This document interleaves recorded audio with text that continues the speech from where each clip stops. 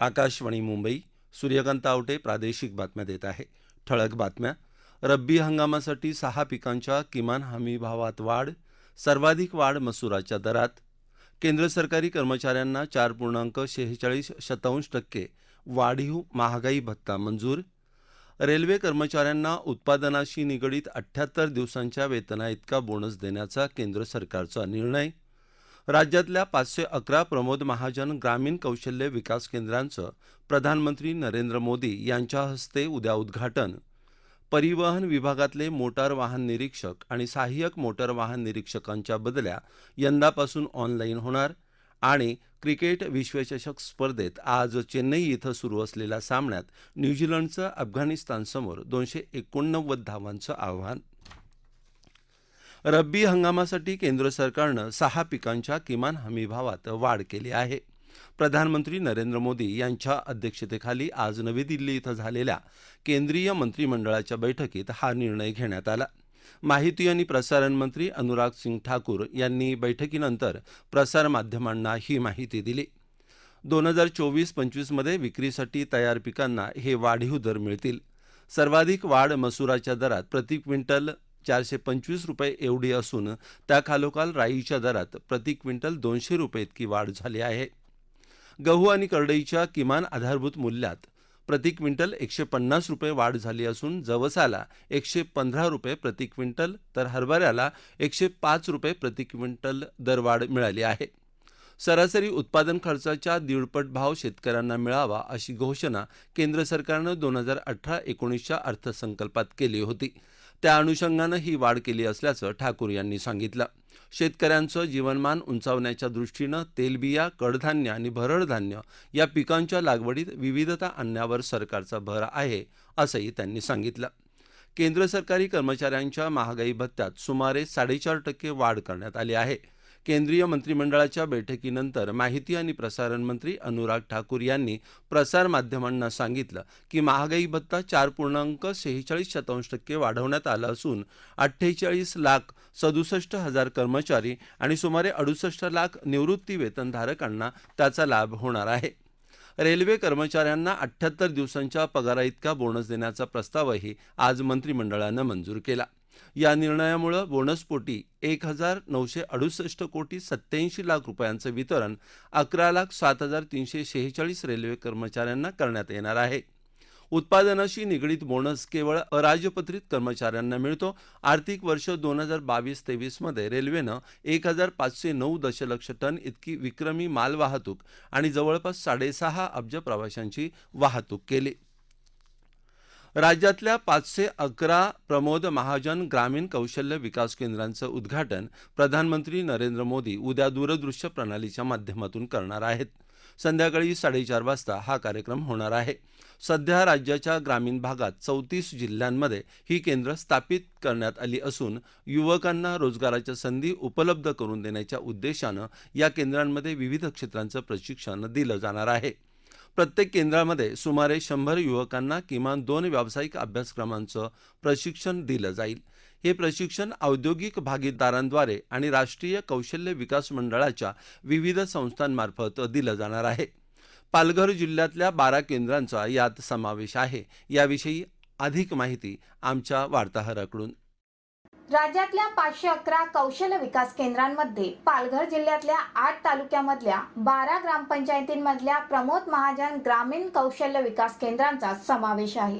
पालघर जिल्ह्यातल्या वाडा तालुक्यामधल्या पाली, विक्रमगड तालुक्यामधल्या साखरा आणि तलवाडा, जव्हार तालुक्यामधल्या वाळवंडा, मोखाडा तालुक्यामधल्या आसे, तलासरी तालुक्यामधल्या उधवा, डहाणू तालुक्यामधल्या कासा आणि कोसबाड, पालघर तालुक्यामधल्या सफाडे, उमरोडी आणि बोईसर तसंच वसई तालुक्यामधल्या अर्नाळा या 12 ग्रामपंचायतींमध्ये ही केंद्र सुरू होतील. या उद्घाटन सोहळ्याच्या कार्यक्रमासाठी त्या ग्रामपंचायतींमध्ये मोठ्या स्क्रीन लावण्यात येणार आहेत, जेणेकरून उपस्थित नागरिकांना हा उद्घाटन सोहळा पाहता येईल. आकाशवाणी बातम्यांसाठी पालघरहून नीता चौरे. सातारा जिल्ह्यातल्या 11 तालुक्यामधून 20 गावांची मोफत कौशल्य विकास प्रशिक्षण देण्यासाठी निवड करण्यात आली आहे. तर हिंगोली जिल्ह्यातल्या 8 प्रशिक्षण केंद्रांचा त्यात समावेश आहे. मुंबई शेअर बाजाराच्या निर्देशांकात आज 551 अंकांची घसरण झाली आणि तो 65,877 अंकांवर बंद झाला. राष्ट्रीय शेअर बाजाराचा निफ्टीही 140 अंकांची घसरण नोंदवत 19,671 अंकांवर बंद झाला. या प्रादेशिक बातम्या आकाशवाणीच्या मुंबई केंद्रावरून देत आहोत. परिवहन विभागातले मोटार वाहन निरीक्षक आणि सहाय्यक मोटार वाहन निरीक्षकांच्या बदल्या या वर्षापासून ऑनलाईन करण्याचा निर्णय मुख्यमंत्री एकनाथ शिंदे यांनी घेतला आहे. मुंबईत सह्याद्री अतिथीगृह येथे झालेल्या बैठकीत आज मुख्यमंत्र्यांच्या हस्ते कळ दाबून बदली पात्र अधिकाऱ्यांची संगणकीय यादी करण्यात आली. या यंत्रणेच्या माध्यमातून पूर्णतः पारदर्शकपणे आणि मानवी हस्तक्षेपाशिवाय बदल्यांची कार्यवाही करावी असे निर्देशही मुख्यमंत्र्यांनी दिले. मुख्यमंत्र्यांच्या हस्ते 166 मोटार वाहन निरीक्षक आणि 314 सहाय्यक मोटार वाहन निरीक्षक यांच्या बदलीची अंतिम यादी काढण्यात आली. राज्य शासनाच्या वतीनं नागपुरात अंबाझरी इथं भारतरत्न डॉक्टर बाबासाहेब आंबेडकर सांस्कृतिक भवन उभारण्यात येईल. तसंच या जागेवरच्या खाजगी प्रकल्पाच्या कामाला स्थगिती देण्याच्या निर्णयावर कायम असल्याची घोषणा उपमुख्यमंत्री देवेंद्र फडणवीस यांनी आज नागपुरात केली. हा प्रकल्प रद्द करण्यात कोणतीही त्रुटी राहू नये यासाठी राज्याच्या महाधिवक्त्यांचं मत घेऊन पुढची कार्यवाही करू अशी ग्वाहीही फडणवीस यांनी दिली. अंबाझरी इथल्या डॉक्टर बाबासाहेब आंबेडकर सांस्कृतिक भवन परिसर बचाव कृती समितीच्या आंदोलनाला फडणवीस यांनी भेट दिली त्यावेळी ते बोलत होते. कृती समितीच्या सदस्यांसोबत त्यांनी चर्चा केल्यानंतर समितीनं आंदोलन मागे घेत असल्याची घोषणा केली.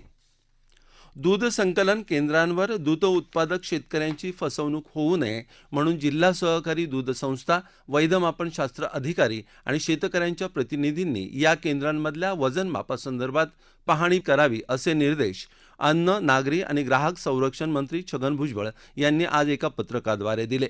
या पाहणीबाबतचा अहवाल महिनाभरात सादर करावा अशा सूचनाही भुजबळ यांनी दिल्या आहेत. दुधाची स्निग्धता तसंच अन्य घटक तपासणी करणाऱ्या मशीनमध्ये तफावत आढळून येत असल्यामुळं शेतकऱ्यांची फसवणूक होत असल्याच्या तक्रारी प्राप्त होत आहेत. या तक्रारींचं निवारण करण्याच्या उद्देशानं सध्या वापरण्यात येत असलेले इलेक्ट्रॉनिक वजन काटे तसंच अन्य साधनांमध्ये बदल करता येतो का याबाबतही तपासणी करण्यात यावी असंही भुजबळ यांनी सुचवलं आहे. देशाच्या विकासाकरता जलमार्गांचं महत्त्व अनन्यसाधारण असल्याचं केंद्रीय रस्ते आणि महामार्ग तसंच वाहतूक मंत्री नितीन गडकरी यांनी म्हटलं आहे.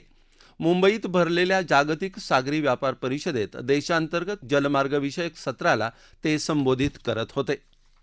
अमृत महोत्सवानिमित्त देशभर सुरू असलेल्या माझी माती माझा देश उपक्रमाअंतर्गत ठाणे जिल्ह्यातील नगर परिषदांमधून गोळा केलेल्या मातीचं एका अमृत कलशामध्ये एकत्रीकरण काल जिल्हाधिकारी कार्यालयात करण्यात आलं. ठाणे जिल्हाधिकारी शिनगारे यांच्या हस्ते ही माती मुंबई इथल्या राज्यस्तरीय कार्यक्रमासाठी येत्या 26 ऑक्टोबरला रवाना करण्यात येणार आहे. गडचिरोली जिल्ह्यात केंद्रीय राखीव पोलीस दलाचे जवान आणि गट्टा पोलीस मदत केंद्रातल्या पोलिसांनी काल मेसो कवडो या जहाल नक्षलवाद्याला अटक केली. गडचिरोली जिल्ह्यात 2 चकमकी आणि 2 नागरिकांच्या हत्येत त्याचा सहभाग होता.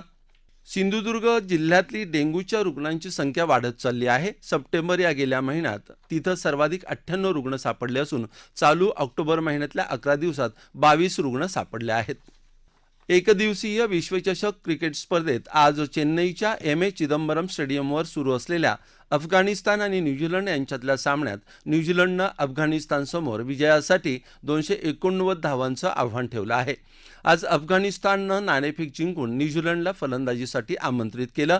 त्यानंतर न्यूझीलंडनं 50 षटकात 6 बाद 288 धावा केल्या. शेवटचं वृत्त हाती आलं तेव्हा अफगाणिस्तानच्या 6 षटकात 1 बाद 27 धावा झाल्या होत्या. हवामान.